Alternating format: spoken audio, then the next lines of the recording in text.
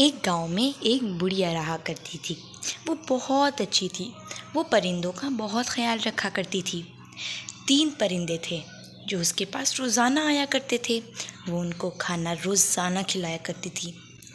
खाना खिलाती, उनसे प्यार करती, उनसे बातें करती, यही काम था उसका। और फिर ये सब करने के बाद वो परिंदे वहाँ से चले जाते थे। अब बहुत दिन हो गए थे कि बुढ़िया बाहर नहीं आ रही थी और परिंदों को खाना नहीं खिला रही थी। तो परिंदों ने सोचा क्यों ना हम अंदर घर के जाकर देखें।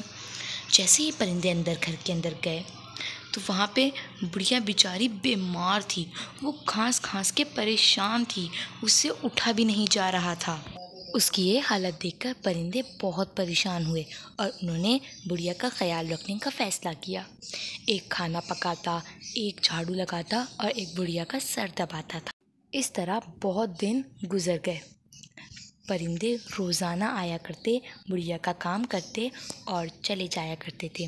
वो बुढ़िया का बहुत ख्याल रख रहे थे। बुढ़िया उनसे बहुत खुश थी। मेरे बच्चों, तुम लोगों ने मेरा बहुत ख्याल रखा है।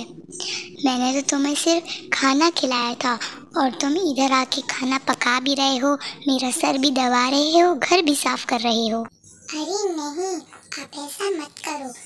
आप ही ने तो हमें खाना खिलाया और हमें जिंदा रखा, वरना तो हमारा क्या होता पता ही नहीं चलता। हाँ, ये बिल्कुल ठीक कह रहा है। आप ही ने हमारा ख्याल रखा और हमारी जिम्मेदारी है कि हम भी आपका ख्याल रखें। वो सब खूब बातें करते थे।